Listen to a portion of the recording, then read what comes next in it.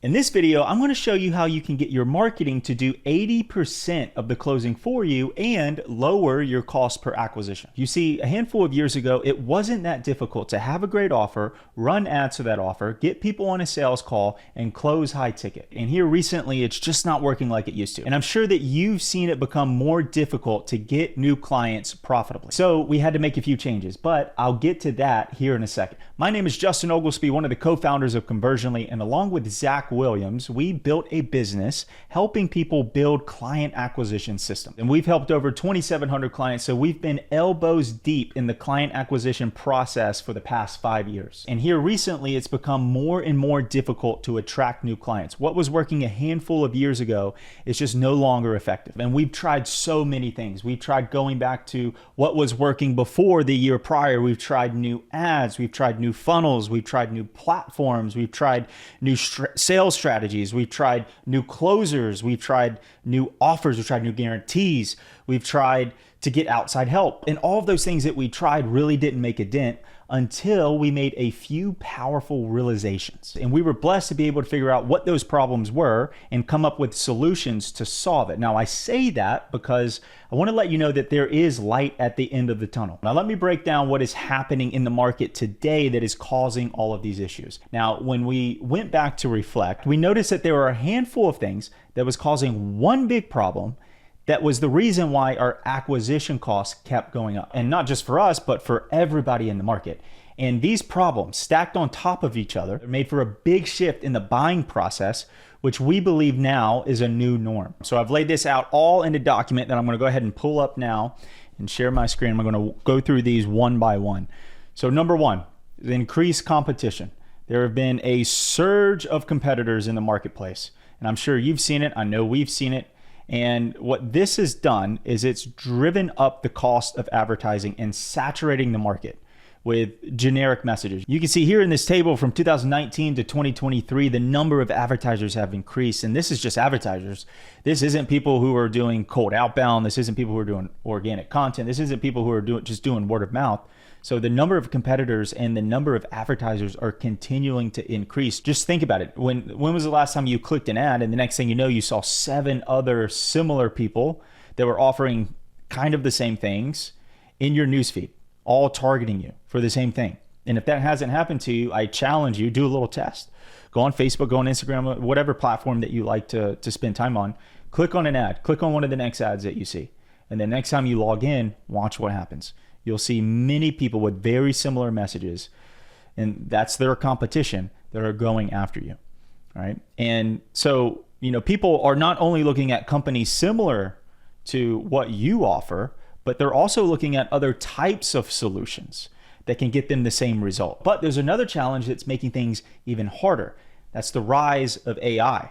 Now, what this has done is it's lowered the barrier of entry. So with these AI tools, the smaller businesses can now generate professional copy, automate email campaigns, run targeted ads. And this was only something that bigger companies could do because they had the staffing. They had professional media buyers. They had professional copywriters. They had creative designers. They had conversion rate optimization people that could help them optimize the entire sales process. Now, entrepreneurs who previously wouldn't have had these resources are now competing and leveraging AI, which is causing a lower barrier of entry, which is then increasing the competition even more. In fact, Salesforce just came out with a report that stated that the amount of content that is being produced has increased 40% year over year. And now companies, either old or new, are able to produce massive amounts of ads, emails, and content. And this is all causing the market to be overwhelmed and inundated with choices. Now, this leads us to our third observation. Our third observation is that everyone is using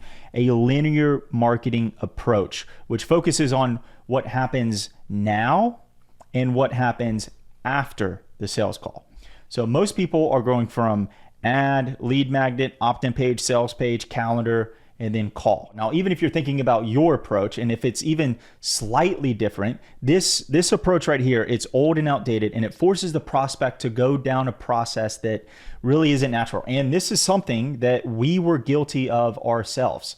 And we were scratching our heads trying to figure out why qualified prospects would take forever to buy. and why sometimes they would go with other companies. And we realized that using this linear approach was a big mistake currently and now in today's market, because we weren't focusing on what was happening before the call. We were only focused on what happened after, or we were focused on what happened during and after the sales call. Now, when people were getting on calls, what we were finding was an extreme amount, a great amount of resistance to actually closing, to actually doing business with us.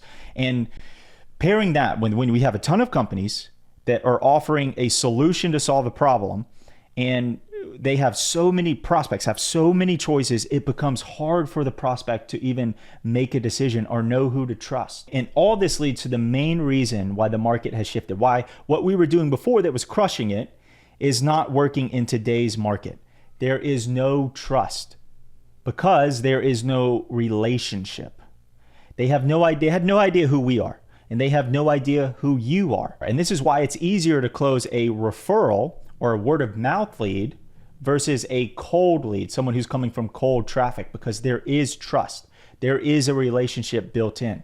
And what we were doing before was not focusing on that at all. We would just focus on the here and the now, and to close on the call, and then try to get to convince them after the call to close. And what we noticed is it didn't matter how many reviews or case studies that we had or our clients had. It didn't matter what the crazy money back guarantee was, because we weren't focused on installing strategies to build a relationship and build trust. We weren't giving them the things that they needed to see to make a decision on the call. And we all know that the sales call is the pinnacle of the entire marketing and sales process. Every hour, every day that goes by after the sales call, we know that the chances of them closing significantly go down. And this was all anecdotal information from our sales teams, from us taking calls, and all the feedback that we received from all of our clients. But when we actually dove into it, we found that the vast majority of our clients that did close, and the clients of our clients that eventually closed, they already knew who we were, they already knew who the company was, and they had already consumed a good amount of content before they were sold. So we dug into that a little bit more, and actually Harvard did a study that showed that prospects now currently make up nearly 60% of their buying decision before they even speak to the company. So that's when we thought, how do we manufacture the relationship to build trust so that 80% of the people that we speak to are sold before they even get on a sales call? And once we started focusing on that, that's when things started to change. Now that leads me to what we did to combat the trust and the relationship process. So we knew that we had a very strong sales process. We've gotten really good at targeting the right people, bringing in the right highly qualified prospects, having conversations with them. We knew that all of our metrics outperformed all the industry averages. We had things dialed in like cost per appointment, cost per pitch. We had all that down, the whole entire sales process. Then what we needed to do was we started shifting our focus into the evaluation process. Now, the evaluation process is what your audience uses to decide if they trust you enough to buy from you, or to trust your competitors enough to buy from your competitors, right? So when prospects have so many options to choose from, they're not really entirely sure on who to go with. So what they do is they use the sales process as a way to evaluate everyone in the market, right? And normally the company that they built rapport with, that they have the most trust with, that's the company that they go with. So what we wanted to do is we wanted to build a system that manufactured the relationship and built trust. That way, that would allow us to then control not only the sales process, but that would allow us to control also the evaluation process. And the company that controls the sales process and also controls the evaluation process, those are the companies that are going to win over the next handful of years. So how do you take control of both the sales process and the evaluation process? Now that is the system that we've developed, and it's called the Lead to Close Infinity System. And it's broken down into 4 stages. So now what I'm going to do is I'm going to break down these stages, and we'll start with stage 1. Stage 1 is establishing a relationship. What we need to do is we need to address the number one reason why sales are being lost. Now, that is because we have a very thin relationship with the people that we're having calls with. Because if we do this correctly, if we work out strategically how to build the relationship before the sales call even takes place, we can accelerate the trust process. And this is how you get more people enrolling in your calls. And this is how you go from a very long decision cycle or long buying cycle, and you cut that way down for those people who don't make a decision on the call. Now, this is something that needs to start from day one and is done up until the point that they close. You want to continue to build and establish that relationship, which will then help you build that trust. But you need to do it strategically, and strategically based off of where they're at in the buying process, and specifically what stages are they in. And so we need to think about, are they in problem awareness? Are they in solution awareness? Are they checking out other solutions to be able to solve their problems? That will all determine exactly what they need to see. And the key here is you should have the right timing to deliver those things so that you can accelerate not only the buying process, but the acceleration of trust. And again, this is done throughout the entire journey. So that leads us to our next stage, bridge the gap. Once you've identified that the prospect has a specific problem that you can solve, you want to move them into the solution awareness stage. And you want to do that in a way that works with human psychology and human persuasion tendencies rather than against it. So what we've done in the past is we harped on one big main problem, and that's something that we hammered over and over and over again, and we tried to push people into the solution.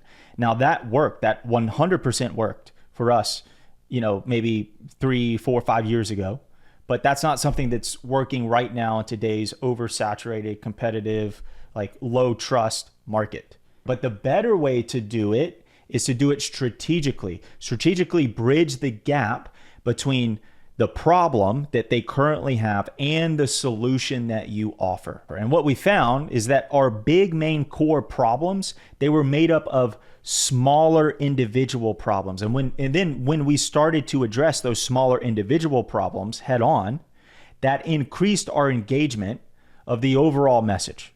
And it also helped with the relationship and to build the trust process, because we were solving the specific problems that they had. Then what we did is we bridged all of those problems into the main core problem. Then we bridged to our solution. And that leads to stage 3, the conversion stage. Now, this is where all of the magic happens. This is where you look at your entire marketing and sales process and you make it intelligent. So what we did is we segmented everything out, and we were able to identify the exact time in which someone was moving from solution aware to product aware. And then at that time, they were looking to solve the exact problem, meaning that they were actively looking for outside help. And this is when they are the most hot in the entire sales process. And so what you need to do is you need to place carefully crafted messages in front of them. You can use ads, nurture sequences, or other content to place you or your company in front of them strategically at the hottest point inside of the sales process. And once we started being a little bit more strategic with this, we saw our cost per conversion significantly decrease. So what I'll do is I'll put a screenshot here of what our cost per conversion was, and then I'll put a screenshot here of what our cost per conversion was after we started being a little bit more strategic. Now, that leads us to the last stage, closing. Now, when the conversion happens, which for us was a book sales calls, that's when prospects are moving from product aware to most aware. This is when they are in the decision-making phase of the buyer's journey. So what you need to do is you need to strategically place content in front of them over many different mediums that would put them in a position to make the best decision on the call. And for the ones who don't make a decision on the call, you should develop an entire sequence using multiple mediums that continues to build trust and positions your company or you against any and all other solutions in the market that can help them solve their problem. And by following those 4 stages, it not only allows you to control the sales process, but it also allows you to take control of the evaluation process. And with the way that today's market is moving, Controlling the sales process and the evaluation process is just going to continue to become more and more important. So if you like more in-depth info on how you can take control of the sales process and the evaluation process, there should be something around this video, either a button or a description, that will tell you what to do and tell you where to go. And this is currently where we are focusing all of our time, energy, effort, and resources, and all of our work with our clients too. So hopefully this has been helpful. This has made a big difference in our company, and we believe that this is something that is going to continue to play an important part of client acquisition moving forward. We'll see you on the next one.